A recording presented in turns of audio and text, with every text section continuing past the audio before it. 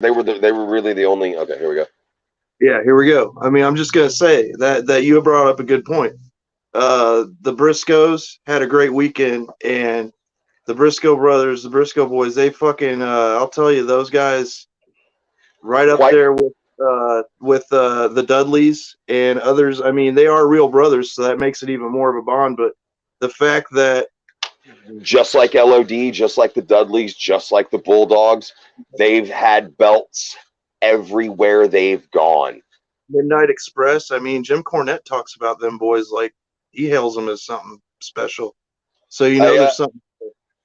Yeah, and we're getting a little ahead of ourselves. So Yeah, we're gonna start. We're gonna start this. This is the Real Heel Cast. This is me and the homie Dustin. We're really big wrestling fans, and we just want a platform to talk about wrestling. And he and I have just kind of been bullshitting back and forth in text form, and we were like, why not try this?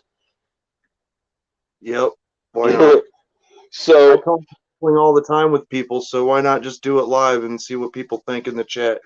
So this is the first thing we're going to talk about this week. This was the return of Ring of Honor. The big moment. It was announced that Tony Khan had purchased Ring of Honor. I believe they said it was for something of $40 billion or for $40 million was what the deal was, which I think was substantially lower than what Vince was offering. I'm not sure exactly what the fine tuning of the deal was, but Tony Khan took over ROH. The last pay per view they had was a few months ago. They'd been shut down on hiatus for about 6 months, and this was their return. And this was kind of the kickoff for WrestleMania weekend. Honestly, this is what I watched Friday night for me. And there were some GCW shows, and we will cover more GCW action when we have our homie Dylan with us. But for right now, we're just going to cover a little bit of the ROH event and then all of WrestleMania because it was a lot. So the first match was Swerve Scott, fucking Strickland. I got to be careful and watch the kayfabes and where they used to work and who they work for now. He'll always be Swerve Strickland to me. I remember him in CZW, so I watched him. And I also remember him as Killshot in Lucha Underground. He was really dope. That was honestly my first breakout seeing of him, besides a couple here or there CZW matches and things on YouTube. Remember that? AR Fox and him had that match, that 3 levels of hell. Oh yeah, AR Fox is one of those guys who I'm surprised didn't get caught up in that sweep of guys like Swerve and Keith Lee and a few others that got picked up in that call up. But so I'm not familiar with the guy he worked with to start the show. I really do not remember his name. I can't remember his name. But the coolest thing he had was a really sick poison Rana from the outside or from the inside outside to the floor. It was a spot fest. It was a good match.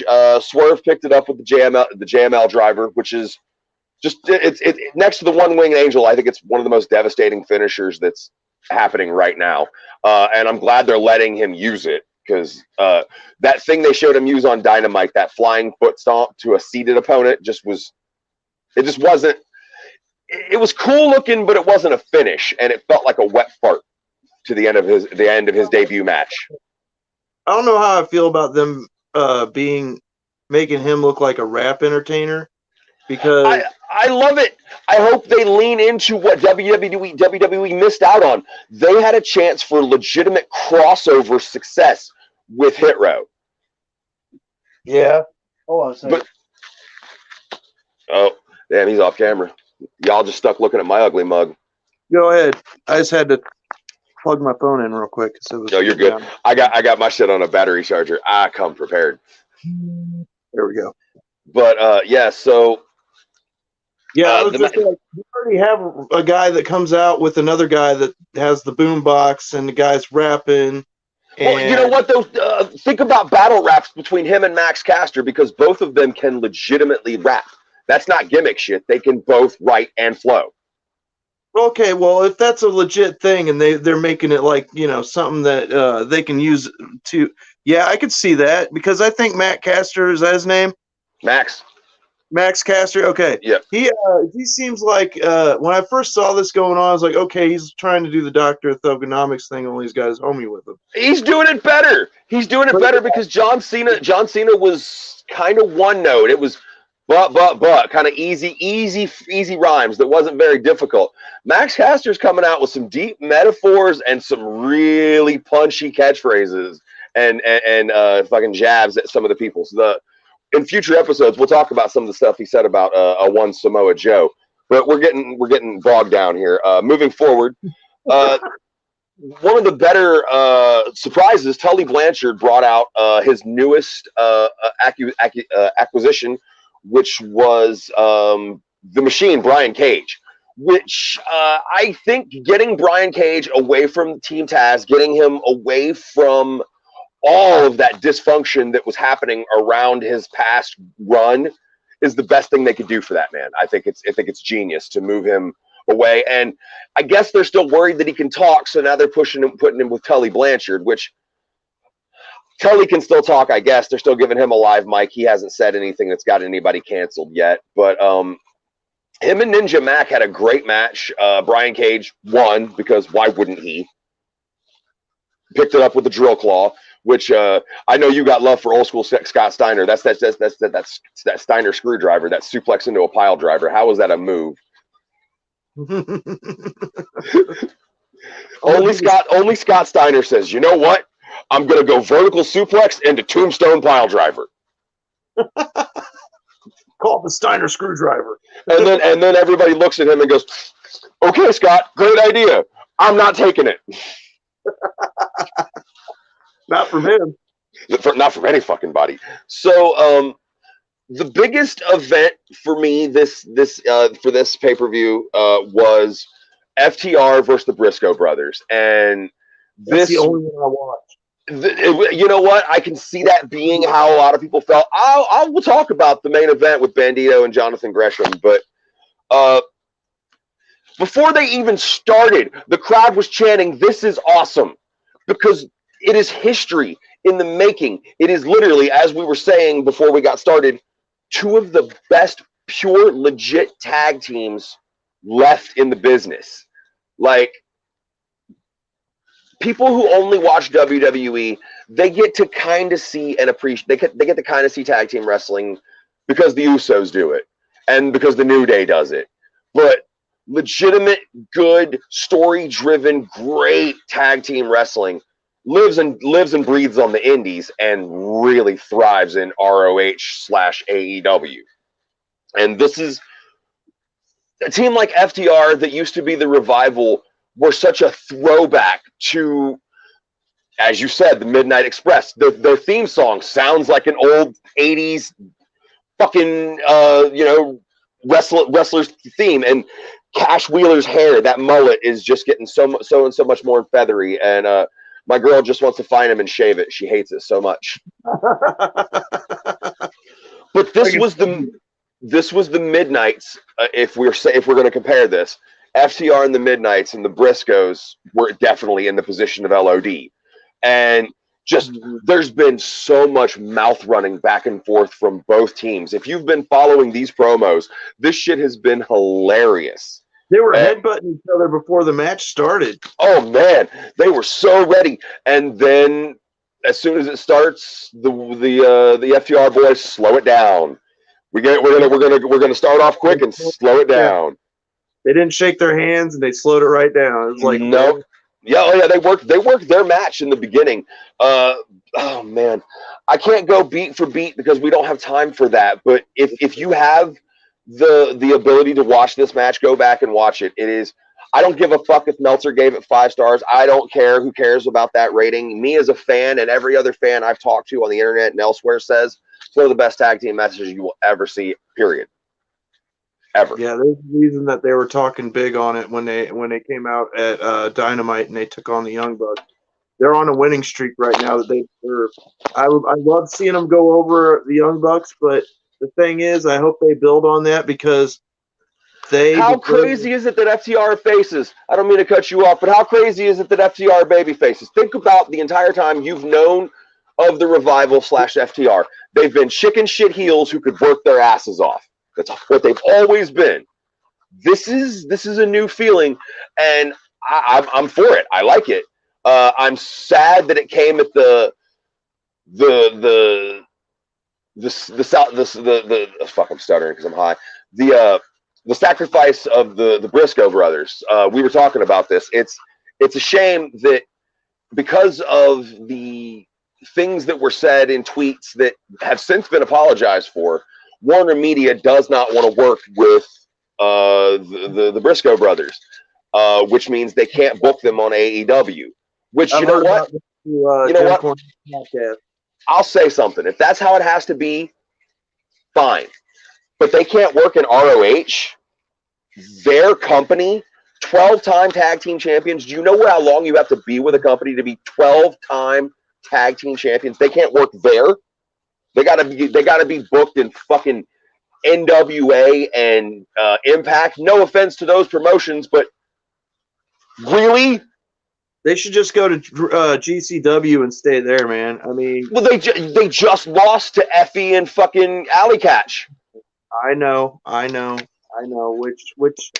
But you know what? I think that's a PR move because Team Bussy is as gay friendly as it could get, and seeing the Briscoes job out to,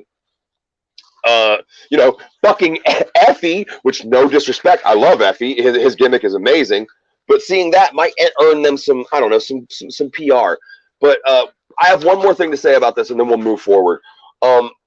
If we forgave Sammy for the shit he said about Sasha Banks, and we forgave Excalibur for what he said in a promo on a live mic, and we let Jericho get by with punching a chick on camera. Amen to that. Camera. And I know the situation was convoluted, and I know that they were grabbing at him, and he was just defending himself, and he thought that he was punching the man. He punched the woman, he says. Then we can forgive what Jay said in a heated tweet that I think was in gimmick at the time, which doesn't forgive, but they're too damn good to be hidden away on the C shows. There, that's what I'll finish that with. FTR goes over the Briscoes in an amazing match. Go and watch it. Just go and watch it. That's all I can say. One more thing about that is, hey, they ain't fucking murdered anybody, or off themselves. So I mean, Sabu's even said harsh things about the homosexual community, and still gets booked at things, and still I just it's painful when someone's personal bigotries fucked it. Awful racial shit in the past, but still, like, they want him to be at Crown Jewel and things. So I mean, look, there's room for forgiveness. There really is, especially in this business when we all know that these guys are fallible. We can't look at them like what they did in the 80s when, they were... half the problem, I feel like, is these guys try to live in gimmick too much, and it gets them in trouble.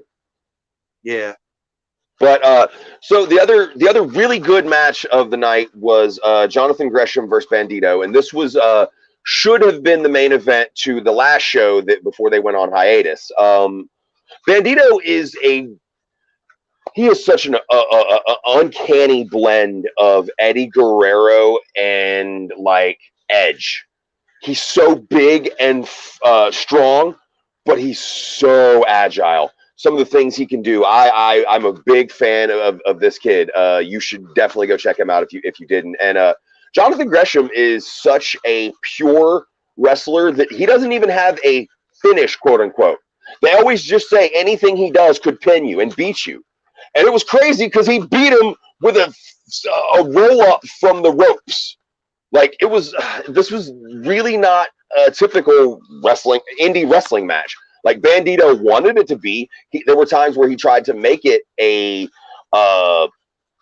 spotterific, flippy-do kind of match, but Jonathan Gresham kept it his pace, slowed it down, ground Bandito out, and beat him with a roll-up. I think that's a cool freaking gimmick right there, that you can beat you with whatever. Well, No one's ever. he has an octopus hold that he likes to tap people out with, but he can. His gimmick is they make it to where it looks like he can literally beat you with anything he does. I think that's good. I think that's refreshing. It brings a more believability to this business that already doesn't have enough believability. Right. If you ain't flipping off something, or going through something, it's hard to believe that it even hurts anybody anymore half the You know time. what, though? I understand that some of the things that look the most basic hurt the most. Right. Austin will tell you some of the worst bumps he's taken were back body drops on the floor. You know what I mean? But Oh, the old man took freaking bumps on the floor the other night, but I'm getting ahead of myself.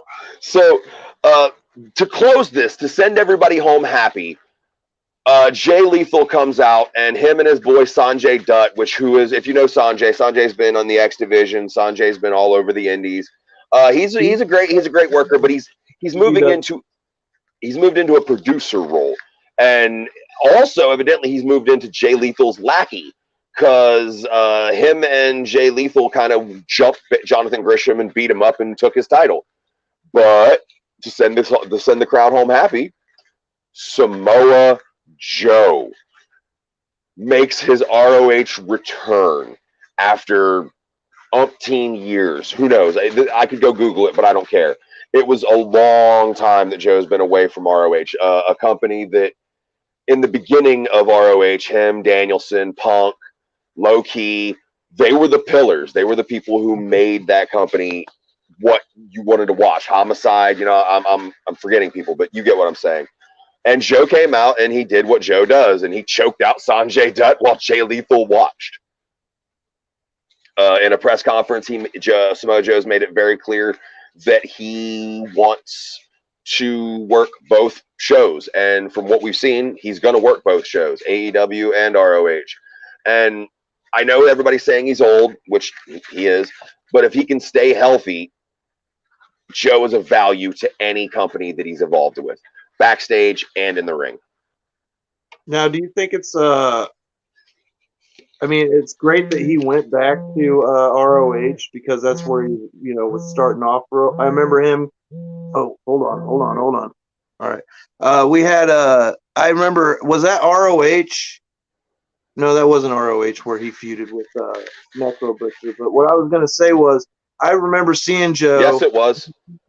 Oh, was it? Because I remember it was ROH versus CZW. It was Death Before Dishonor. I might be getting my pay-per-view names off, but there was a moment where ROH and CZW definitely went up against each other. Right. And I remember even then hearing the buzz about Samoa Joe, because the chance Joe's gonna kill you started from like how bad he beat the shit out of the Necro Butcher, even though the Butcher was like a tough guy himself. It's like dude took bumps that Butcher could take sacks of potatoes before he would stay down. Yeah, that bump on his head after taking that tornado DDT or whatever the hell that was on the concrete. I mean, Jesus. But my point is, Joe's Thunder has been synonymous since Ring of Honor days. My thing is, and I wanted your opinion on this. Do you think it's?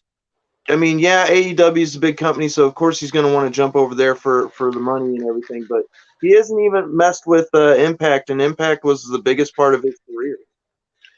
Yeah, but he doesn't have fond memories of Impact, and they treated him very poorly, like they did AJ Styles, Bobby Roode, Frankie Kazarian, Christopher Daniels.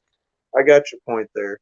So I don't. The only way I see Joe working in Impact is if Tony Khan buys Impact, which is possible. Which is possible. Anything is possible. I would like to I wouldn't mind seeing Vince do it, because he could add a lot of that to the library they already got.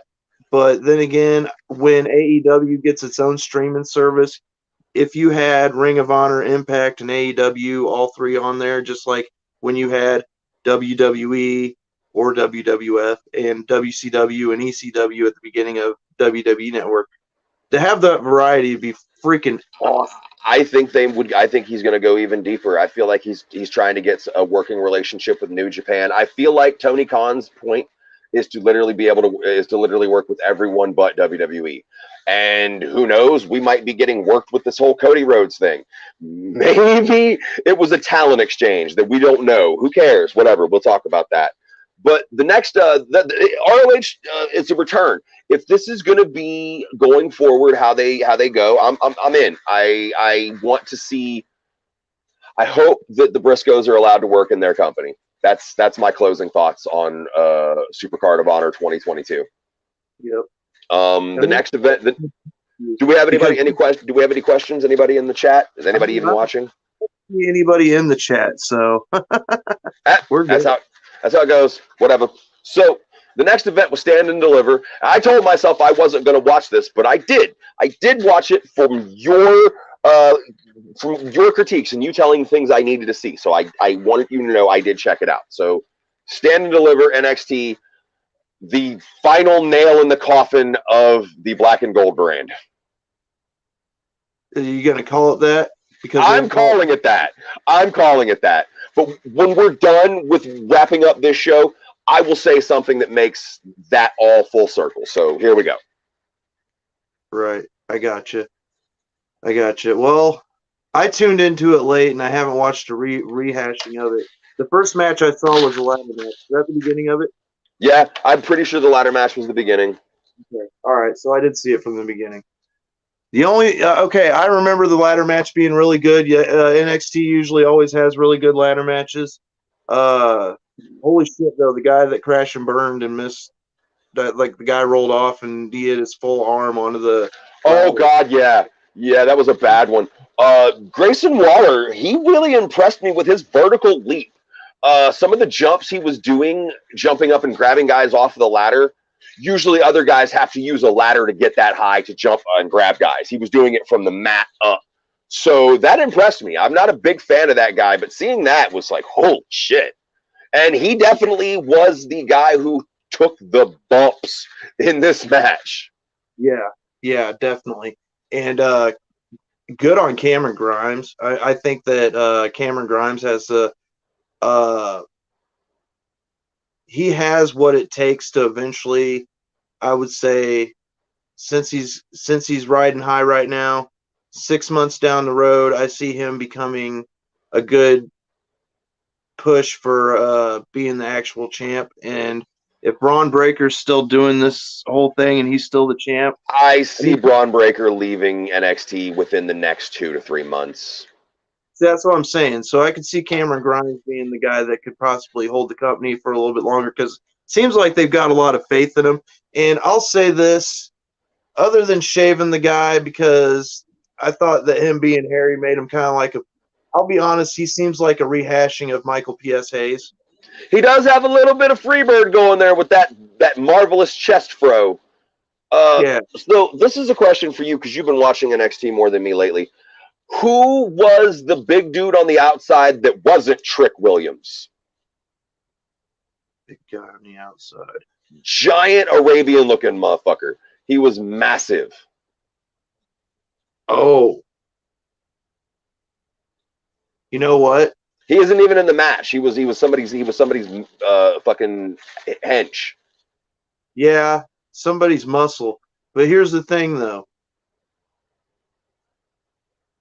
I know I say I've been watching it for the last couple weeks, but unless it's something close to the main event, I haven't really been.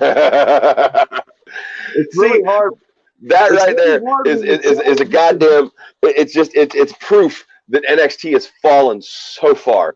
Yeah, you can be watching it, but you're not really paying attention to who this character is and this character is. Like, okay, we got this group of females getting on to the next, things that are going to be happening in this Stand Deliver. What was it, the intoxication or whatever? Or wicked intoxication. I do not give a shit for any of this thing.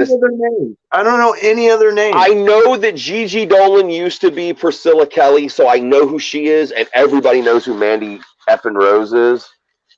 Okay. So, but the other chick, no clue who she is. She is, man, they're divas. They're fucking divas in NXT. And the thing is Priscilla Kelly, Gigi Dolan, she don't have to be. when she eventually takes Mandy's spot, and it'll happen, but that's not going to happen yet. But that's my call, because she's an actual real wrestler, and Mandy Rose is a fucking diva. Yeah.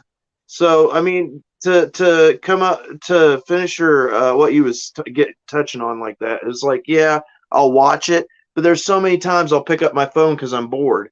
Yeah. Or I'll walk out of the room to go get a snack because I'm bored, or I'll smoke because I'm bored. And it's because your show is becoming, it's like WWF in the 80s had this plateau of Hulkamania and the Ultimate Warrior and all that, right? And then it became the cartoon crap. Well, this is like the cartoon version of WWF. Yeah, this is like Saturday Night Main Event. This is like early fucking 90s Raw. This is just not great. And to continue the train and not great, after Toxic Attraction loses to Raquel and I forgot her fucking name. Raquel Welch? No, Raquel Gonzalez, and then her partner, Sonia. No, not Sonia. Sonia. No. She's been in NXT forever. Dakota Kai. There it is.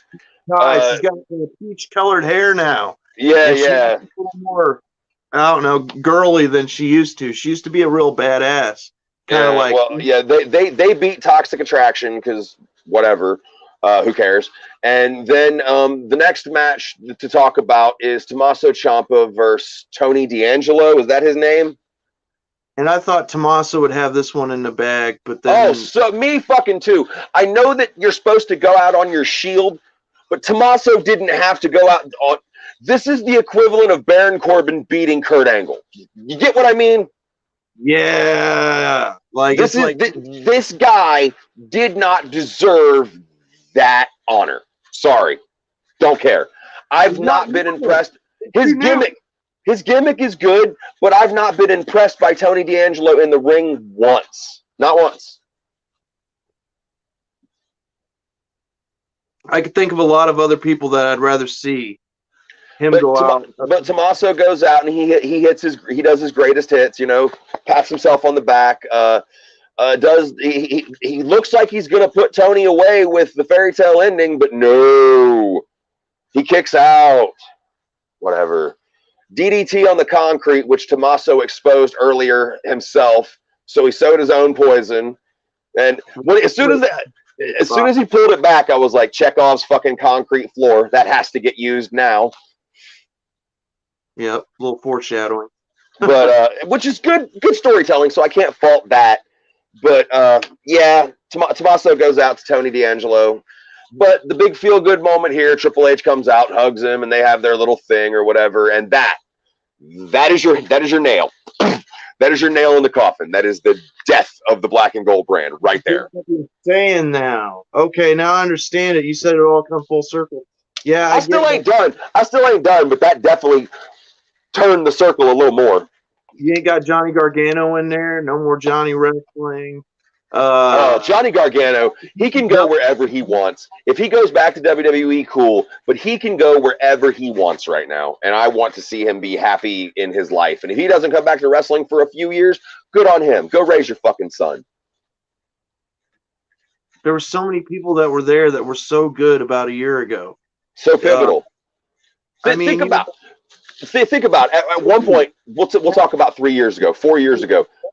What's that guy's name that Keith Lee had all them great matches with? The blonde hair guy that was just as big as him. Oh, Dominic Dijakovic, poor T-Bar. That guy and him and NXT, I was so pleased with every match. I was like, God, NXT is just getting so much better, so much better. Every year they keep getting so good, good. That's the problem, and we'll get to that. So the next match to talk about, I guess, would be Mandy Rose versus Kaylee Ray, Io Shirai, and the skater girl whose name I can't remember. Right. Is that wrong of me to say? I genuinely don't remember her name at all. Jade. What was it? Jade. Dime Store Ruby Riott? What? Yeah, exactly. Her name. I think she called herself Jade. Okay, whatever. I'm gonna say this right now. We talked about this beforehand. I didn't watch this match. I refused. So if you did, you can tell him something about it. I have no highlights, nothing good to talk about. I can't even remember who won it, to be honest. Mandy Rose. Okay, well, I was gonna say I kind of tuned this one out myself. I'm a big Io Shirai fan. I love Io. She deserves way better than this. Yeah, Io Shirai, I was like rooting for her, and so was my lady. You know, she watches NXT and WWE with me. Shout out to Mother Teresa. Casey also loves Io. We are big fans. When she came back with that fucking when she changed her entrance music and shit, I was like, she looks like an anime villain, bro. And she's cutting those promos in Japanese, and they was giving her subtitles and shit. That was dope. Right. But so the main event was Breaker and Ziggler, wasn't it? We're getting there, right? Did we miss the tag team match? Shit, we did. MSK, they got themselves a big feel-good moment over Imperium and the Creed brothers, and it didn't matter a bit because Nash Carter is a woman-beating Nazi. You guys showed me that in that chat, and egg on your face, NXT. Egg on your face, WWE. Right after WrestleMania, you got the belts, you're riding high, you got all that money, and you want to throw your career away for Okay, so here's what we'll say.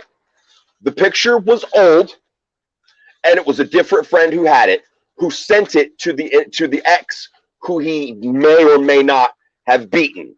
This is the shitty part about WWE. If the accusations that he didn't beat her come out to be true, he's still fired from that Nazi picture. He's still cooked. No matter what he did, he's done. They released him the next day. Feel good moment at NXT Stand and Deliver. Jobless tomorrow. Pay attention to your social medias, people. And hey, number one, don't beat women. Yeah. I liked MSK. I did. I feel so bad for little Wes Lee because he'll be fired soon too as collateral damage. Oh, I'm sure if they don't find, I mean, yeah, they don't have no 205 live for someone like him to work. You want to see him get thrown around the ring by Omos for 3 months before he gets future endeavored? Because you're gonna. Yeah, I didn't even know where these guys came from. They just showed up. They were the Rascals in Impact, and I didn't watch them there either. But I was told about it, and I went and checked some shit on YouTube, and they were MSK. That's who it was.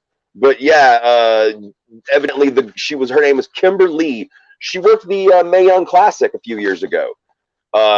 She posted some very, very, very, very horrible information about him and these pictures, and yeah. Cooked, done. That was the end of his career. And then Braun Breaker and Dolph Ziggler. I was surprised Ziggler won, but I knew why he won. Yeah, I wasn't surprised he won. Do you want me to elaborate? I mean, you can, yeah.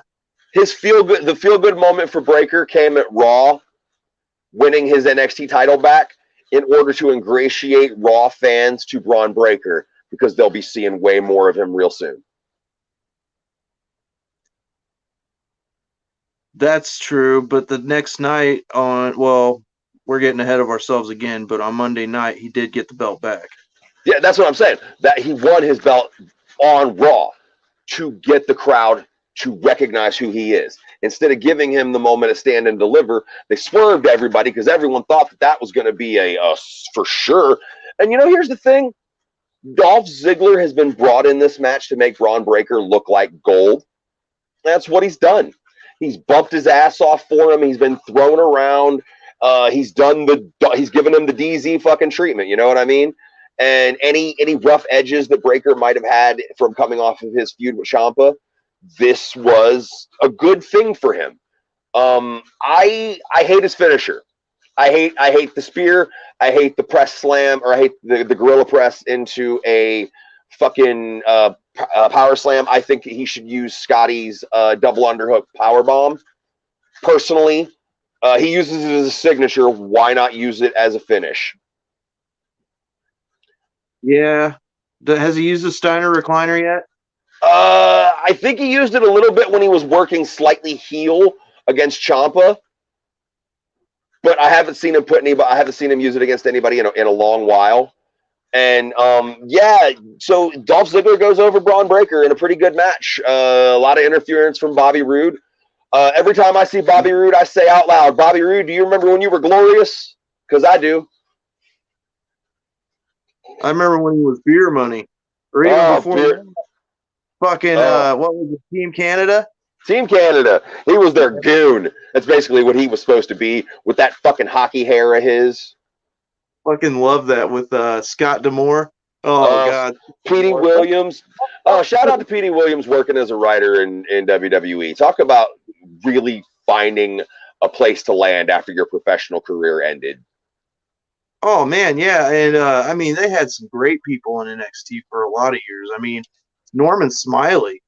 You wouldn't expect him to be one of the people backstage in NXT, but he was for him, Robbie Youngblood, Dusty. Oh, we could do a whole episode about Dusty Rhodes, but we won't get into that. I'll start crying. You don't want to see a fat guy. You guys don't want to see a fat guy weep over wrestling, but it'll happen. We gotta get into WrestleMania here. We got that's what we're here to talk about. WrestleMania 38. I added the little fucking in it because I'm not going to call it stupendous because I got tired of hearing that word used. They get a buzzword, man. They get a buzzword before the pay-per-view starts, like a month in advance, and they lean into it. And I get it, it's branding, but the horror show and Extreme Rules, the most stupendous WrestleMania ever. Great balls of fire. Any fucking way. Yes. It looked like a penis with balls. You could see it. You could see a flaming dick and balls on the fucking design. Tell me Vince didn't know that. And if he didn't know that, the graphic designer who snuck it in deserves millions. Well, gotta make it look more like dick and balls. It's got to be dick and balls, pal. It's great balls and fire. What else goes with balls? Dick. But because Vince loves cock, so balls of fire. I want you to take the lead on this one. I want you to start night one. How bring us into WrestleMania 38. Well, wasn't it? Should we talk about the Hall of Fame first? I mean, Taker deserves all the respect and everything that he was given. Every bit of glory he was given in that acceptance speech was beautiful. I did enjoy seeing Vince come out to induct him, and the way he took the crowd's whats and kind of he owned it. Like it's like he kind of was like, yeah, you can try that if you want, but and then you could tell he was kind of reading off of a monitor somewhere when he was going. He is very fucking old. Let's just admit that. But he did a decent job. He held his own up. It's okay that it was Vince because Vince's ego made it have to be Vince. I had a dream in my mind for Undertaker's induction that it would have been a different era inducted by the greatest opponent of that era. But I'm not the one producing the show, so I don't get to say how it goes down. But I thought it was cool that they had all of his coats from most of the eras in the ring, and before he wanted to give his speech, before he wanted to talk, we wouldn't let that man say anything because of the applause and the cheers and the thank you takers for 6 whole fucking minutes. Now I know that doesn't sound like much, but when you think about it, of a guy standing there with the mic going and then stopping himself because the crowd just will not let you say it because they don't want you to say what you have to say because it's truly the end of this. It was a powerful moment. I mean, the only time I ever seen the crowd like hold somebody from talking was when Roman Reigns retired The Yeah, Undertaker and he booed him for 10 minutes yeah, almost. boy, they should have leaned into his heel shit right then and there. That should have been his heel turn. That would have been, he was nuclear coming off of that win, but I'm not the booker, so Right. night That's one. what to compare it to. But it was, Night, I even teared up almost. I was like, you deserve every bit of these oh, I claps. cried. I have no problem admitting I cried. I also teared up when they inducted Vader. But the thing with Vader was bittersweet because that should have happened when he was alive. Yeah, I agree. And then I definitely weep like a big old baby for Shad Gaspard. That is one of the saddest stories you will ever hear, but it's truly a beautiful story of a father who gave his life to save his son. And I personally think they should have just took the Warrior Award off of it and named it the Shad Gaspard Real Hero Award. But that's also just my thoughts, because Jim Hellwig's a racist piece of shit. He was, yeah. He was. People get wings when they die. It's just how it works. But so night one WrestleMania. I won't soapbox on that. We'll get right past that. Night one WrestleMania. Well, like the Undertaker's speech was more like a. I compared it to ICP seminar that came with the 6 Jokers card. It was very self-helpy. Maybe this is his new business.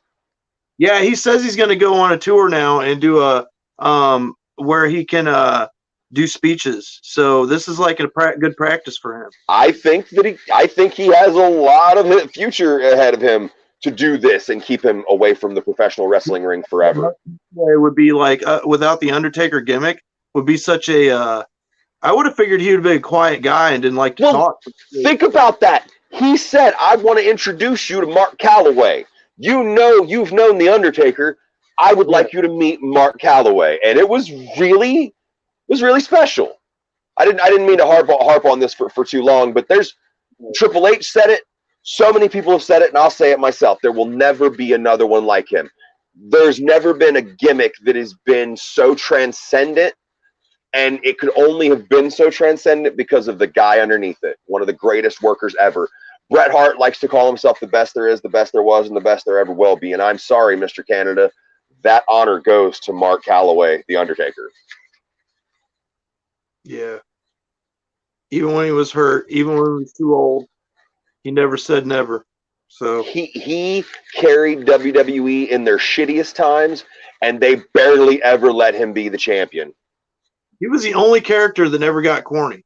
The corniest he got was when he came out to Limp Bizkit, and even then he was still super fucking evil Ministry was starting to get over the top. Yeah, a bit. I get that. But still, he was creepy. He was crucifying people. I mean, he had more so the 20-minute lumbering promo about Big Show and motorcycles. Oh yeah, that was and how great was that? How great was that when they brought in Jericho to tell them to shut the hell up? Oh, Chris, I love you so fucking much. Chris will go down. Jericho, there'll never be another Undertaker, but the only other person who gets to be as transcendent as being able to revitalize their gimmick is going to be Jericho, and he'll be able to go longer because he took care of his body better. Probably. So night one WrestleMania. Didn't Stephanie come out and pull the Vince roll? Yeah, she came out and gave everybody the induction, brought the show in because Vince can't really talk much anymore. I'm trying to remember the matches. There was just so much going on.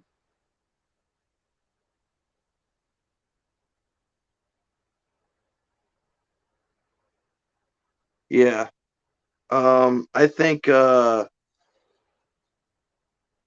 what happened was with this whole thing, like I think what they should have done from the get-go, and night one was really great, but if you would have moved it around a little bit, and if you would have started off with Seth Rollins strolling out to the ring at the very beginning of this, after everything settled down, and then fired off with Cody at the beginning. Imagine, I mean, he already got a great pop, and I know I'm getting ahead of myself with this, but this was one of my favorite moments of the night, just because I like when the crowd goes nuts.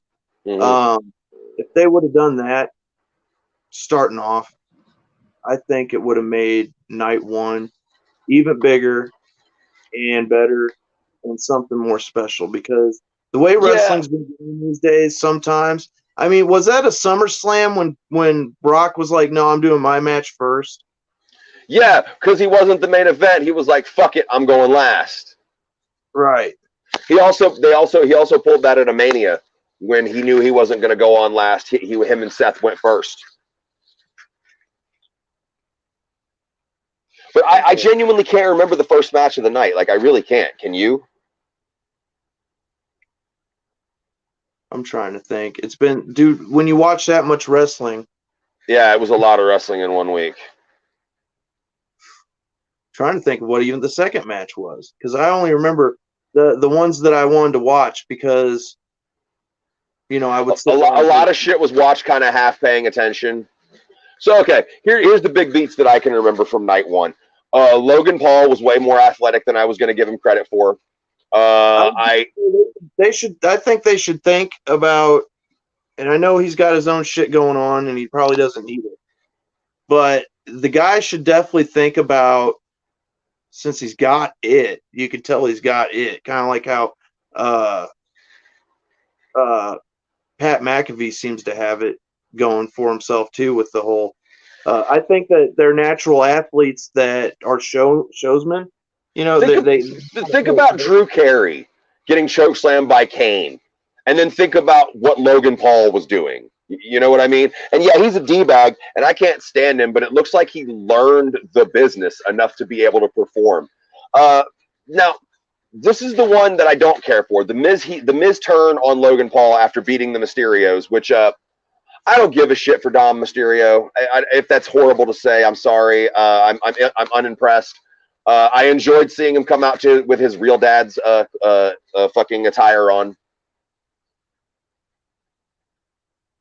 dressed like Eddie in the El Gringo Locos with the flags. But so Miz turns on Logan Paul, which is going to lead to a match with them. That's just where that's going. Yeah, I thought that was kind of ridiculous. Like, why are you guys gonna? I mean, I get it. Miz is a heel, and you don't want to shine because they're gonna prolong it. It is what it is. And then let's just skip to the next one. Cody, it was the best, worst kept secret going. Everybody was like, "Is it a work? Isn't it a work? Is it a work?" I maintain my exact words were, until I see him on WWE TV, I don't believe it. Sure enough, he popped up on WWE TV. Seth Rollins' opponent for WrestleMania 38 was. It was either going to be him or Shane that was going to go up against him. That's what I thought it was going to be with Shane. I thought we were going to get swerved with that fucking "here comes the money" shit. Yep, and the people still would have cheered. They still would have popped. I think it would have got a little hard booed too. I don't know if it would have got booed out of the building, but it would have got some hate because everybody wanted Cody. But this is the thing. This is what has always been the problem with Vince, is he doesn't like about the lights going out before you move on. Yeah, a homie of ours, Jared Savage, he did bring up a good point too. He was like, a part of me really was hoping that the Fiend was going to come out. Yeah, but I knew that wasn't happening.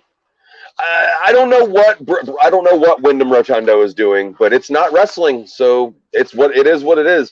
Until he's doing wrestling, I don't really know what to think about him. I seen him have a cryptic tweet about arriving in Dallas, but what did that add up to? But what I was getting to is they brought Cody in full American Nightmare, full My Kingdom theme song, full everything, all the regalia. Looking like a knockoff fucking Homelander from the Boys series. And it was poetic in a way, because this is a character he created on his own in the indies between ROH, New Japan, a couple British companies, and several other. He created this American Nightmare persona with the bleach blonde hair and the stupid neck tattoo that everybody hates. I I've never seen anybody get so much hate for a tattoo in my life. Is it ugly? Oh yeah, it's fucking horrible. But I just whatever.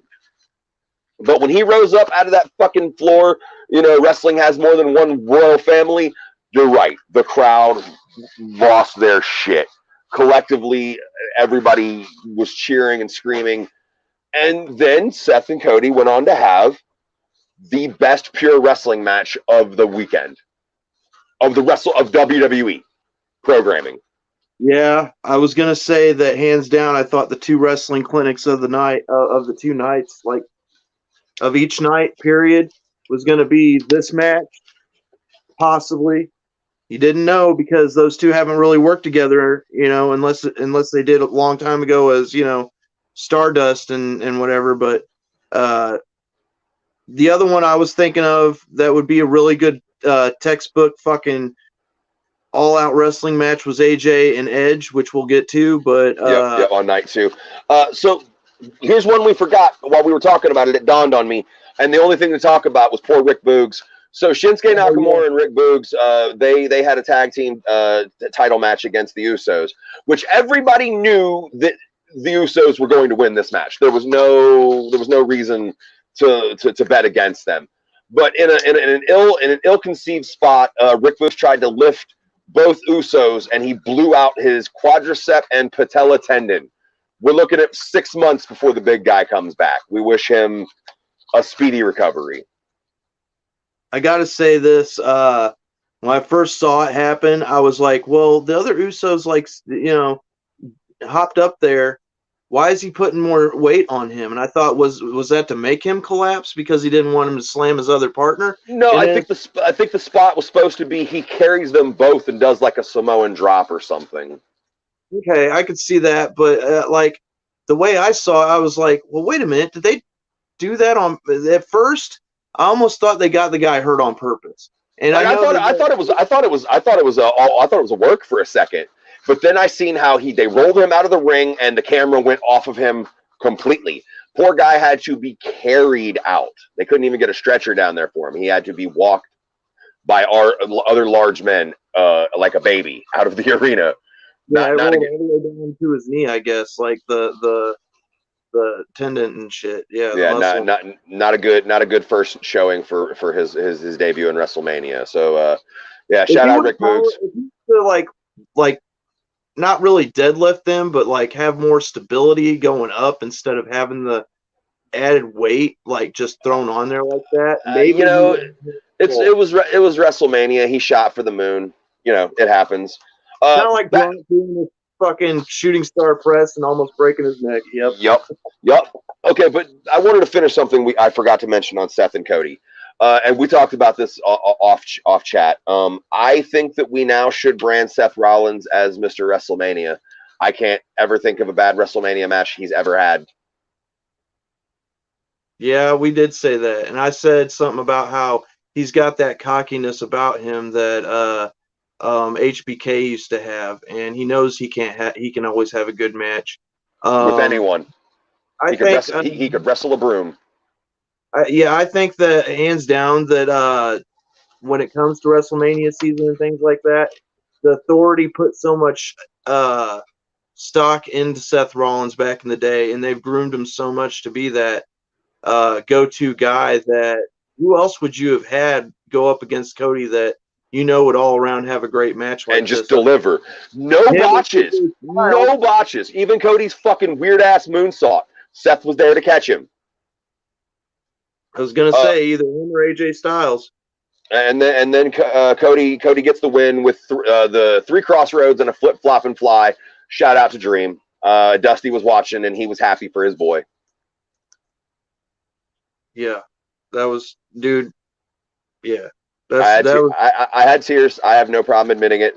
That and the match he had with his brother at the beginning of AEW, where they hugged it out and bled buckets. Yeah, it's dude, those are 2 great moments for Cody. Good for him. And then the other thing I want to talk about before we get to the big thing that happened on night 1, Bianca Belair and Becky Lynch. What a great fucking match. I have always thought Bianca could be better than they've presented her, and I've enjoyed this push that she's been given in the last 2 years. But compare her to where she was at NXT, and it's not even, you know what I mean? It's not even the same thing. She's a stratosphere above where she was. And working with Becky, working with Charlotte, it was great for her. And she knocked off Sasha Banks last year, and this year she has a great match and redeems herself from her SummerSlam defeat from the nefarious big time Becky Lynch.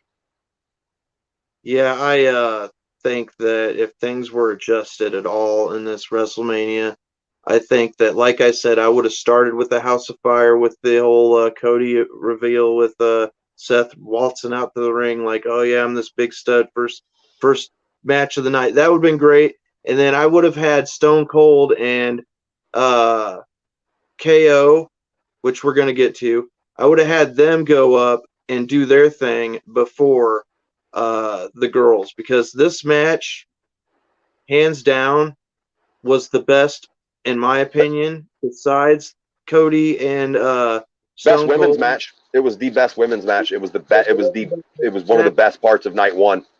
But yeah, I would say out of yeah, every women's match it was the best, and it was the best other than Stone Cold and Seth, or Stone Cold and KO and the whole Seth Rollins and yeah, I mean those were the top three things for me.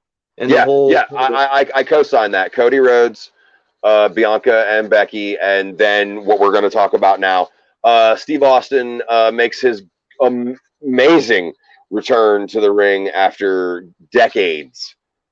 It's been so long since we've seen Steve. And it starts off as a weird talky segment with KO doing his little KO show thing, but he alludes to the fact that he's tricked Austin. He's he's here to have a street fight with him is what he wants. But the pop when he came out, and then when he came out in the fucking ATV, bro, we were all ODing on nostalgia. You know what I mean? It was so good. oh man, when he said then you want to talk about Texas or something, and then he You said merely you he says, you son of a bitch. And it's just like, but bit. here's the one. Watch this. This is what I wanted to talk about. KO is he's telling him, you want a match, I want a match with you. And Austin doesn't say anything for almost a solid minute. He just looks at the crowd, and he knows he's got them in the palm of his hand. He doesn't have to do anything. This is going to be a walk in the park. And it is. It is. He doesn't say shit for almost a minute, and then he tells them that, I'll take the match. And they have a hell of a little brawl across the arena, and it's fun, and it was great to watch. And Austin took some bumps on the concrete floor. It reminded me of like the Attitude Era time, like the near the end of the Attitude Era, where he'd take on The Rock, and every time they had a match at WrestleMania, they'd have to go out in the crowd for at least, yes, and go near the ramp and come back down. Somebody's going through a table. All this shit's happening before they get back in the ring. Usually a chair shot or two, and then you'll get the finish. Now here's he bumped his ass off for Stone Cold. Of course he did. Of course he did. Almost cartoonish like HBK for Hogan, but not too over the top. But almost. Not to the point that it was offensive. Yeah, but it was great to see KO do that for him. I mean, oh my God, it was a dream come true. I'm sure to be taking bumps. To be able to work with Austin, of course that was. That he was a 15-year-old in his mind, screaming his head off when he was taking that stunner. But the highlight for me was when he went for when Owens went for the chair shot and he missed and hit the ropes, and it came back and bounced him in the fucking mouth. Dude, he was playing comedic role. He was playing his comedic role so well. And this is the only thing I'll say about it that might be a hot take. I think that they should have done this. They should have started this in a bar before it came into the ring, instead of it being a talk show. I think that this could have been benefited if it was told more like a boneyard match. But for what it was and what we got, A+, man. Fantastic. What a great way to send Austin and the crowd home happy after a stunner and a 1, 2, 3, and beers for days. Oh, yeah. I want to see What? Byron Saxton. What? Didn't or was that Byron Saxton that took that really bad stunner last year Uh, at WrestleMania? I don't remember. Anytime Byron Saxton is on camera, I automatically tune out. Everybody makes fun of him for taking a bad stunner at one time. I think that was I think that was in an empty arena. I think that was when he was screaming, "Oh hell yeah!" and there was nobody else there but him. Yeah, I think wasn't that the Austin 316 day or something like Yeah, two? it was COVID Austin. You know what it was. But yeah, so we send the Texas crowd home happy with a Stone Cold Steve Austin victory over Kevin Owens, and this is similar to the match that The Rock had with Eric Rowan a few manias ago.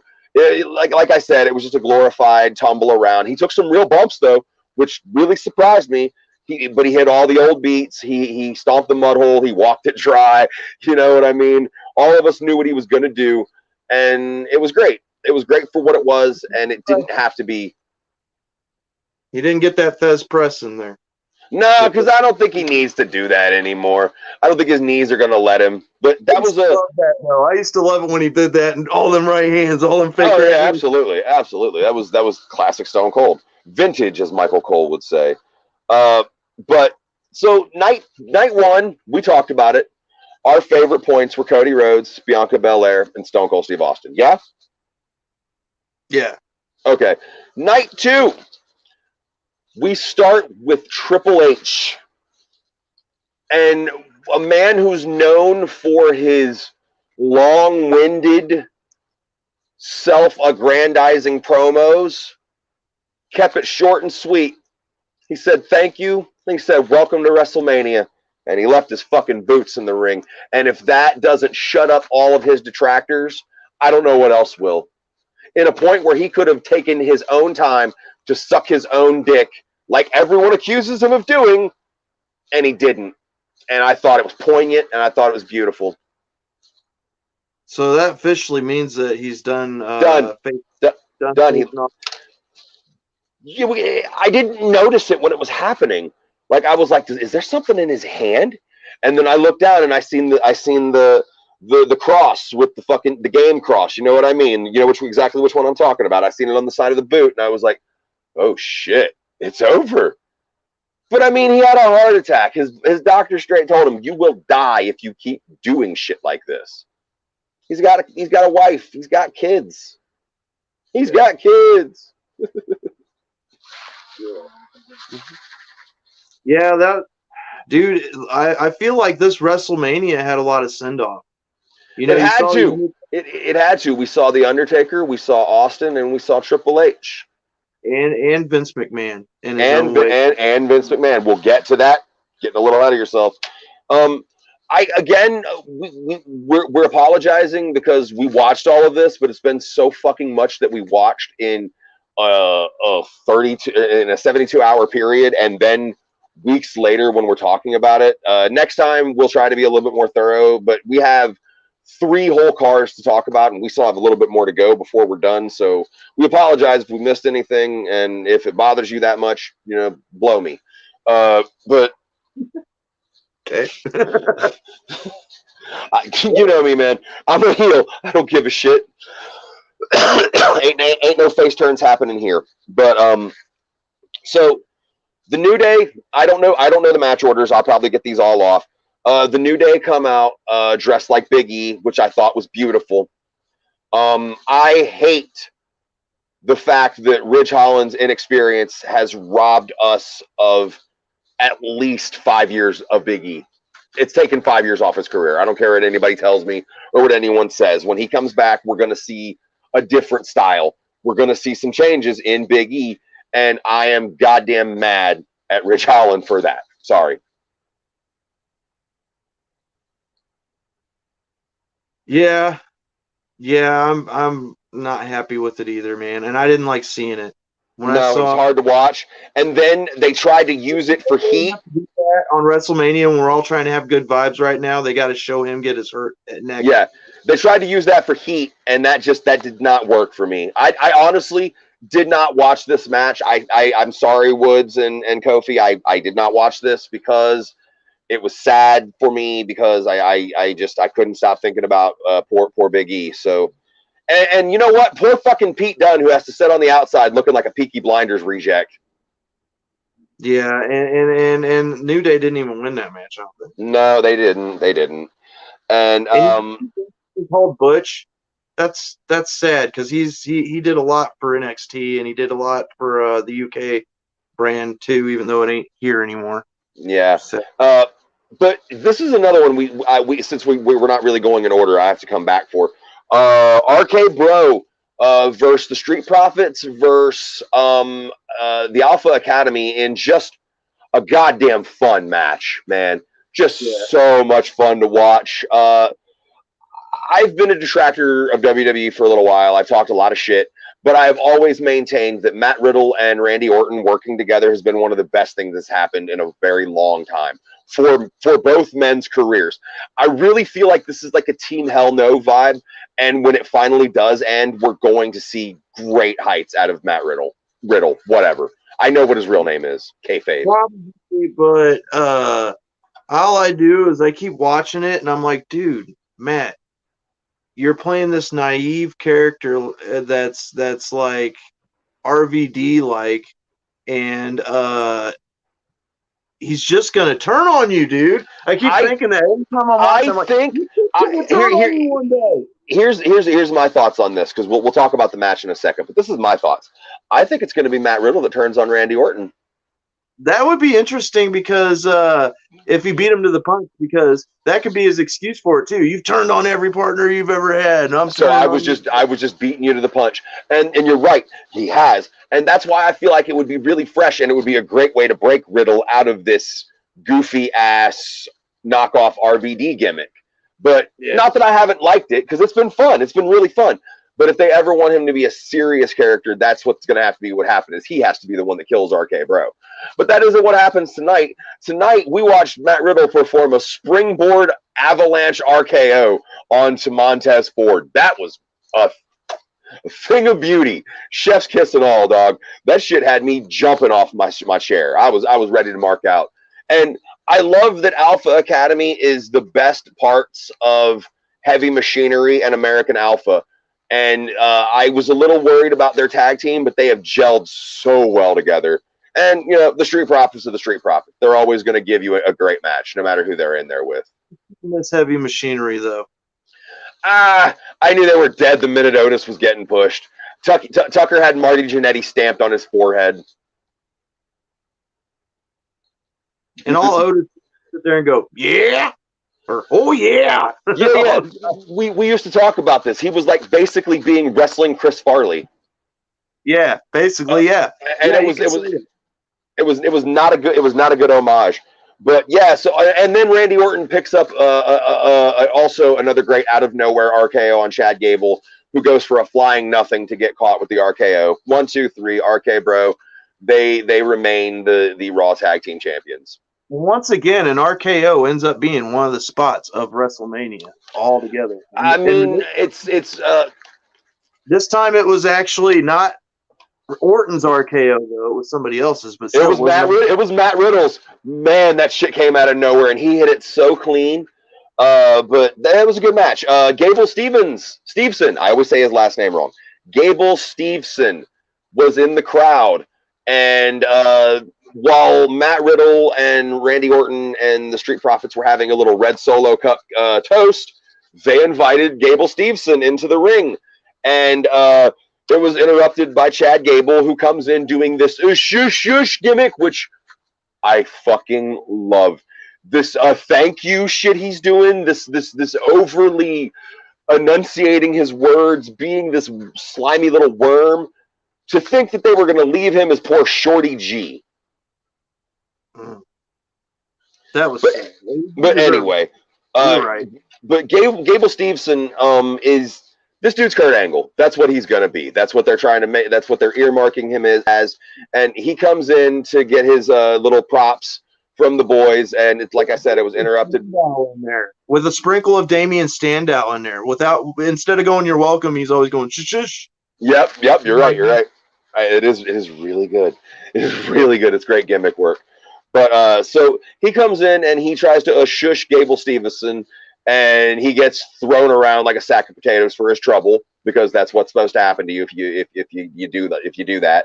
But yeah, like I was saying, this kid's he's earmarked to be the next Kurt Angle. He's a gold medal winner. He broke almost every NCAA record there was to break. He's pretty much got it in the bag. He's going to be a future Universal Champion. Let's just say it. So, Pat McAfee. Hold on, was it Edge and AJ first? I think it was Edge and AJ first, and then Pat. Okay, so Edge and AJ, what we were talking about is the second of the weekend, the second best pure wrestling match. There, I'll say it. And this new thing Edge is doing with this from the mountain of omnipotence, like realizing he's some kind of god character. This is the real refinement of the rated R superstar. This is who that character would turn into 20 years later. Yeah, I feel like the crazy Seth Rollins character, it's kind of like that, but only I could see Edge having the right to be like this after years and years and years. I mean, it's just weird how he went from basically I'm this family man and I'm just coming back to have my next run, and I just want to have.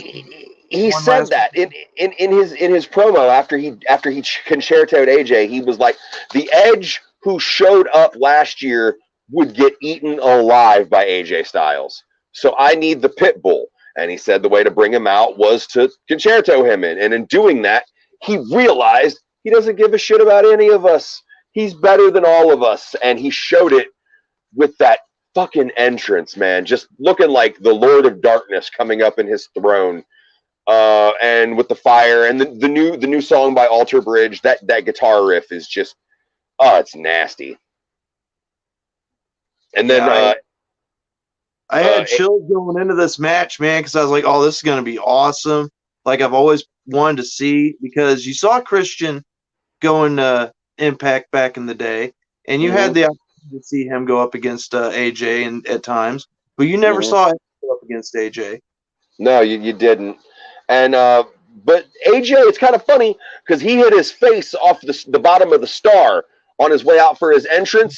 When he came out, he already had a cut underneath his eye, and everybody was wondering what had happened. And if you go back and you watch if you go back and you watch the channel Botchamania, Matthew was nice enough to find a video of all of that. The poor bastard walked right into the star. But the match was Damian Priest as well. What? Damian Priest on his way out at the end of the match, he also hit the same star. Oh shit! I didn't realize that at the end, but you spoiled shit. But it's okay. We'll get to that. So after Edge and AJ had, I felt like there was a step off, and at one point I thought there was a legitimate injury. I thought AJ Styles' shoulder might have been really fucked up, but they were just really selling it really good. Him and Edge told a great story of Edge doing everything he could to get into AJ's mind, and it worked. And then we seen Ed or AJ fight back as hard as he could. He got Edge set up in a situation for the phenomenal forearm. And who do we see but Damian Priest, as you said before, standing outside the ring. And the distraction is enough for Edge to spear AJ out of the sky after the forearm attempt to get the 1, 2, 3. And then Damian Priest comes in, and Edge and him share a laugh in the middle of the ring, as evil heels are wont to do. Apparently, we are getting what is being rumored. Go and say it. Faction, and rumor has it Tommaso Ciampa might even be the third member. I've heard also rumors they want Rhea Ripley involved in this, and everybody's talking shit, and they're calling it a knockoff of House of Black. And here's the thing, I'll say this right now. I love House of Black. I can't fucking say it enough how much I am such a fan of Brody King, Malachi Black, and Buddy Matthews. But just like ICP doesn't have the patent on outdoor festivals, House of Black doesn't have the patent on scary, evil, multi-man faction groups. So well, you had you had the Evil Ministry, and then you had the what was it, the shit with the guys that were trying to take down Hogan in WCW. Oh, Dungeon of Doom. Yeah, that cartoony horse shit. DX and the NWO. So Yep. there's always going to be something trying to be like the other product a little bit. You had Goldberg and Stone Cold. I mean, which aside from trunks and looks, never made any sense to me as far as comparing the two. The Rock and Booker T, they both had the bookend and the rock bottom. I mean, but you know what's funny is I would always compare Rocky to DDP as far as WCW was concerned as the People's Champion. They were both the People's Champ. Yep. So, but Edge gets the win, and like I said, we're moving toward a feud or a faction with Damian Priest, Edge, and who the fuck else knows? We'll see. That's all we can say. But we got Charlotte Flair and Ronda Rousey. I did not watch this match. I only seen it in stills because Charlotte had an amazing wardrobe malfunction. Yeah, I did see that too. We're going to hell for admitting that. I'm sorry. I'm going to say this because I did watch the match. And I'm going to say that you could tell Charlotte wanted to have the storytelling in this one was Charlotte wanted to have a wrestling match. Ronda wanted to make it more of a personal brawl. So that's what we got out of this. Whereas you got with the other two, Becky and Bianca. That's a lot of bees. It's a lot of bees, bro. That match was like, if you like high flying, good wrestling, that would have been that. This was like we're gonna brawl, fight, do a lot of like. Yeah, they tried to bring it as make it a real fight as much as they could. But I'm gonna say this: the match with Becky and Ronda and Charlotte was better than this one. Yes, it very much was. It had such a great. Well, not only that, but I always wanted to see these two, and I knew this would happen, and that's why I looked forward to this match.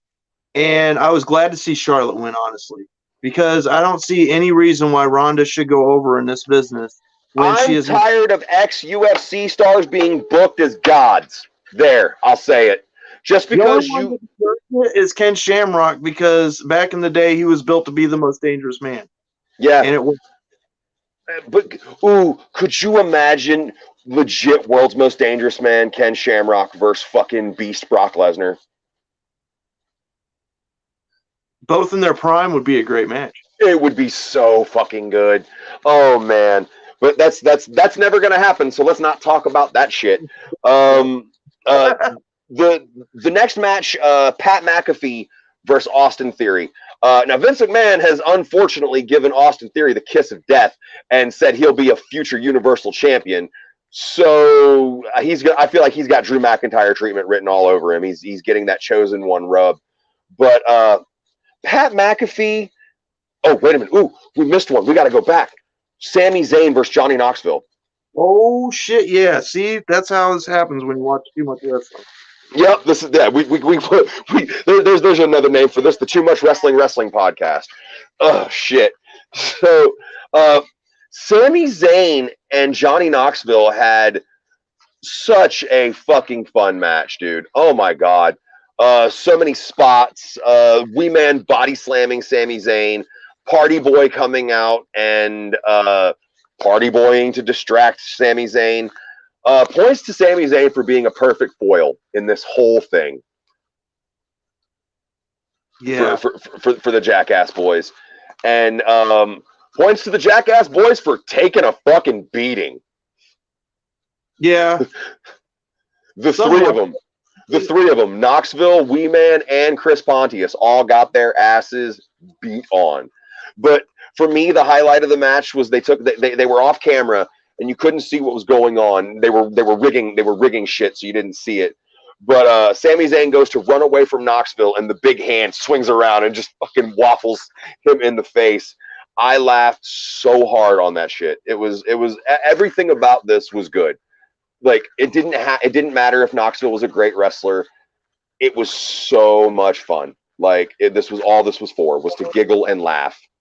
I want to know who, as a comedy match, it was great, but I want to know who, if I had inkling of information about that match. I'd like to know who it was that they had come in and actually set up these things and rig them, because most of what they had, minus maybe the mousetrap at the very end, worked very well and was effective and looked like it did work. A lot of it came from actual jackass contraptions. The make a lot of gimmick stuff that just didn't always seem to work right. Well, the mousetrap itself didn't work the best, because remember, Knoxville he couldn't get it to go off on his own, so he had to kind of come over and open the latch so it's flapped and pinned old rat Sami Zayn. Sammy also took a bump on a table covered in mousetraps. So good on him for being a good sport in all of that. I don't know if those mousetraps were actually set or not. Did they clip on him when he landed on it? Because I've seen backyard matches with mousetraps. Some of them look like they went off, but I can't guarantee that they hit him. So whatever. But like I said, it was just fun. Johnny Knoxville gets the 1, 2, 3 when he pins Sami Zayn inside a fucking mousetrap. Yeah, I mean, for the kids, I could say this was definitely a match for them. Poor Sami Zayn's balls, though. Jesus Christ. Yeah, he got the ball many times and tased in the neck. And tased, and that was a real taser. Like all that shit they were doing on the lead up, that was all gimmick shit. But that was a real taser Knoxville had in the ring. You could see the electricity jumping between the ports. Oh yeah. So we'll go back to it because we were talking about it, but we sidetracked ourselves, so we had to talk about Sami Zayn. So Austin Theory versus Pat McAfee. Between Johnny Knoxville, Pat McAfee, and Logan Paul, and Bad Bunny, we have seen such a step up in quality of what we get from celebrity matches. I think it has to do with age a little bit too. When you get somebody that's a younger age that could be taught some of this stuff, like the basic, it's a lot. Pat McAfee is just a great fucking. He's an all around athlete to begin with. I mean, look at back in the '90s, Dennis Rodman, Karl Malone. If Rodman would have taken it more seriously, he could have been a better wrestler. But he jerked around and was out partying too much to show up for a lot of the practices that they were supposed to have. Whereas Karl Malone took it seriously. That's why he was able to pull off moves better. But at least a functioning diamond cutter. You get people other than fucking NASCAR racers, football players, and shit like that to come in and wrestle and give them time to learn, and they're already athletic as it is, then you're gonna see a lot of really good improvements in these celebrity fields. If this is what you have to do to get over in WrestleMania and SummerSlam, if you have to have these celebrity box offices. By the way, tell me what a travesty it was that on either one of these nights, neither the Intercontinental title or the U.S. title was defended. That's true. I noticed that, and I was just like, well, wait a minute. Ugh, what the fuck? But either way, so Pat McAfee and Austin Theory have a great match. I like Austin Theory, but he kind of reminds me of plain white toast with no butter. I get that, but I also think here's what I'm getting. With the whole selfie thing, he reminds me of Prince Pretty. Remember Prince Pretty? Yeah, but Tyler Breeze did it so much better. Mixed with John Cena, because of the way he's got that look about him and the way that he's becoming the yes man for the company and grooming him into that role. I see a lot of Cena in that, because Teresa's like, I don't see Cena at all in him, and I'm like, I'm not seeing looks wise. No, not look wise, but like as far as gonna be the next baby face, it's Austin Theory. Just started NXT, dude. When he had his first match before he was even working with Gargano as a character. Get used to seeing him, because this isn't the first time. So I want to talk specifically about a bump that was taken at the end of this by Theory when you get to it, but go ahead. Okay, so one of my favorite parts of this match was Pat McAfee putting on the headset and doing commentary while beating Austin Theory's ass. That gave me shoutbacks to The Rock, which just fucking tickled me so good, and it was just like the moves didn't have to be super crisp. They didn't have to be great. The the superplex spot where he jumped back up from the ground to, well, first he did the backflip and then jumped back up and performed that amazing superplex. So with Adam Cole at that NXT. Yep, you're exactly right. Then he gets the win with a roll-up. I felt like that was a little off. I felt like he should have got a win with a finish. Does he have a finisher yet? It's the boomstick. He kicks a motherfucker in the face. He's a punter. Oh, okay. All right. I didn't know because I haven't seen him really wrestle other than Adam Cole. Yeah. Remember when he had Theory on all fours and he acted like he was loading a gun on his leg and he stepped back like he was going to kick him in the mouth, like all Randy Orton punt style? Okay. Yeah, right. That's his finish. He punt kicked somebody. What else would he do? Come out the Seven Nation Army, by the way. What a good choice because it was very chantable for the crowd. Yeah, very chantable. And I think that they should do more of this in the future if Vince really wants his product to grow and prosper. I mean, buy a couple damn songs from people that are old and use it. Tony Khan did it. Fucking Paul Heyman did it. Why not? You know what I mean? It helps. So blown away when I saw Jeff Hardy come out to the Hardy Boys music. I was like, "What the fuck?" Yep, that was a big moment. That was a big moment. But so after Pat McAfee puts down Austin Theory, he talks shit to old Grandpappy Vince himself, and Vince takes off the suit and he's got the black tank top on underneath. Oh shit! Ready man, for battle. As soon as he took off that tie and suit jacket and shirt, I looked at the old lady and I was like, Vince is the final boss of the nursing home. But he got it. He got in the ring looking like the skin of a hot dog and the texture of a hot dog.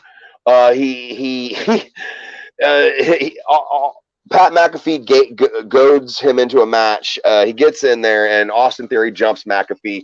Of course, we get the heel shit, the shtick. And Vince McMahon beats Pat McAfee with the most ginger football kick to the ribs I've ever seen. I was kind of disappointed in this. I wanted the finish to be if Vince won to give him the McMahon stunner. Yeah, something like that. I don't know. But speaking of stunners, video games, McMahon did a stunner. God damn it! Yeah, you're right. But after Austin Theory and Vince McMahon are celebrating in the ring, whose music hits? Stone Cold Steve Austin. I think for a second when Austin Theory's music hit, when he jumped. Yeah, Vince missed his cue. He thought that was Austin. Yeah, he sure did. He was like, and he's like, oh yeah. Wait a minute, got to dial that back, pal. Got to get back into celebration mode. Missed my beat. Exactly. But dude, when I was like, the only thing that would make this better is if Stone Cold came out right now. And then then he did. He fucking did. I was like, thank you, Vince, for pulling this off for us because we want to see Vince and him in the ring one more time. And we got it, and we got Vince. And here's the thing. Everybody was giving the poor 70-year-old bastard shit about his stunner, but Vince has never taken a good stunner. Ever. He never takes good stunners. It's just what's known. It fits. And then Austin Theory took the most ridiculous, and I'm saying most ridiculous since R.I.P. rest in peace Scott Hall. Since Scott Hall, the most ridiculous stunner ever. I mean, he full flipped into the air, landed on his back again, then went forward over the fucking ropes. Yep. Oversold for glory. And then Pat McAfee has to learn the hard way. DTA, don't ever trust anyone. And he catches a stunner for his troubles too. And when he's drinking the beer on the ground and just letting it dribble out of his mouth, bro, that is a WrestleMania highlight. We are going to see that replayed for years. I mean, and I get why Stone Cold wanted to do what he did. I mean, how many fucking people saw him holding his own beer and drinking his own beer? Yep. The camera shining right on his beer. Oh, yeah, they knew what they were doing. That was a commercial. It was a commercial for fucking his American lager. So the next match, well, it happened. How about let's just say that. The greatest WrestleMania match ever. was cut short. It was actually supposed to go at least 8 more minutes. I don't know, but I don't even know what they could have done with 8 more minutes because all they did was the same thing they've always done. This could have been a chance to really show what both of these guys can do. But no, suplexes and Superman punches. And suplexes. That's it. And it's not that I don't like what Brock Lesnar and Roman Reigns can do. I'm tired of seeing them do it to each other. They work better with better opponents. Can this be the last time we ever see them in the ring again, please? Can it be? And when it boils down to, I've always felt like the only person that's ever dethroned the Beast has been Roman. So, of course, he's going to probably get over tonight, is what I kept thinking. But so, do you think it was real? Do you think his shoulder was really dislocated? Do you think that was kind of why the match was poor? Scene of his arm with the big, knot on it made me believe that, yeah, it probably was. And he just did. The fact that he kept saying over and over again, it's out. My arm is out. It's out. My arm is out. But I don't know if that was good. I don't know if that was good fucking character work or if that was, him telling Paul, hey, what the fuck do we do now? He was able to hold both belts up after the fucking fact of the matter, but your adrenaline's probably going at that point. I feel like they're not going to admit he was injured, but I also feel like we're not going to see him vacate the title either. He's just going to not compete on television. If it was something easy like popping the shoulder back in, then technically he ain't injured. But at the moment, he was injured in the match, so he couldn't really do what he wanted to do. It ain't like they could the dude they used to have always come out and just pop shit right back into place and let him continue to wrestle. And he isn't double jointed like Alexa Bliss, who had her arm fucking backwards and just went and then continued to wrestle. Yeah. I don't know, man. This match, it kind of left me disappointed. I really many times like you. What was that? I said I felt like I've seen this too many times over and over again, just like you. And yeah, if this is what you're calling the greatest WrestleMania match ever, and then you unified the goddamn belts with it. I don't know. Maybe I'm just a hater. It is what it is. Roman Reigns wins. If not Brock, who? Who dethrones the tribal chief? Who breaks God mode? I don't know. I went to the same building myself for 32. I went to Texas with some people. They had an extra ticket. I got to go. I got to be in the up in the nosebleed section, but I still was there. I could see like the giant video screen and watch it, and I'll tell you this much. Roman Reigns took on Triple H that night for the main event. Boo! Yeah, and we all rooted for Triple H to win that night because we thought, well, who better to beat Roman Reigns than Triple H? But no, Roman Reigns went over that night, and that's around right. You're right, around the time where they started booing Roman Reigns even before he beat. Yeah, that's just and again, this is the best Roman Reigns we're ever gonna get. But here's my problem. He needs a baby face to work with. He needs someone to give him that fucking feud. He needs a John Cena to his Randy Orton. He needs a Triple H to his Rock.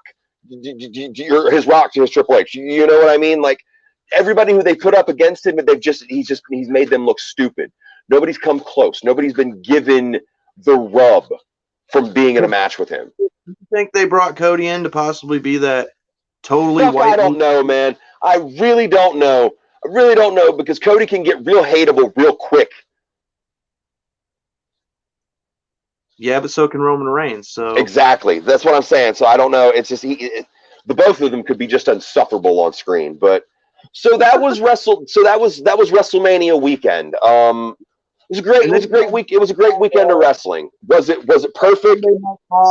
Afterwards, but Monday Night Raw, to recap that a little bit, basically had your the main event of that night was just like we talked before. Braun Breaker got his title back off Dolph Ziggler. and we had Cody come out and do a speech. Of course, we was going to open the night with Cody Rhodes. We knew it. And we had Seth come out, do a little dance to the ring, laugh, shake his hand, walk away. Now, what's that mean? Welcome to the big leagues, bitch. Curious to watch more is what went on there, and the Damian Priest and Edge thing. That's the only. This is the best way I can put this, and this is since we've decided to do this. I'm hoping it will help rekindle my love for WWE again, because I've been a lapsed fan for about 2 years. So that's part of the reason why we're doing this. And I'm hoping that we're at the reset button. The next events after WrestleMania are cleaning up storylines that didn't get finished and moving forward new storylines. And I'm ready to see it. And if this means the unification of all the belts, let's see where we go with this. If I had to give it a grade, a solid B-. The things that were great were fantastic, and the things that were bad were fucking glaring. Okay. I could see that, considering you did have one solid injury that took somebody off the shelf for 6 months, and you had two potential teased injuries between AJ and Roman. There was also a nasty botch between Bianca and Becky where she kicked her in the fucking face, but that's a whole nother thing. But wasn't it? Yeah, that was. But so we're gonna try to do this every 2 weeks, I think is the plan. We're gonna bring you as much wrestling as you can stomach, because we're gonna watch as much as we can handle. We're gonna try and go over some of the indie stuff a little bit briefly. We'll try to. Yeah. No, the only reason why this went on as long as it did is we had a lot to cover. We couldn't do WrestleMania in a single hour. It's just not possible. We're not just gonna do WWE content. We will cover some AEW stuff too. AEW, GCW. We watch wrestling. We watch it all. That's going to be our fucking motto, I hope. Yeah, and you can tell by the way we've talked about it, we do care about what we see as fans. So, I mean, if you want to hear a couple Zooligans talking about the business, here we are doing the business. Here we are. Yeah. So if you like this, like, share, and subscribe. This has been the Real Heelcast with DP and Fatz King. Is that what you're going to go by then? Yes, I'll go by that. That's my initials. I'll just do that. It rolls off the tongue well. Yeah, I can find jokes in there, but that's just me. Yep. All right. I'll see you later, and y'all have a good night. Yep. Like, share, subscribe. Do all that shit. Damn.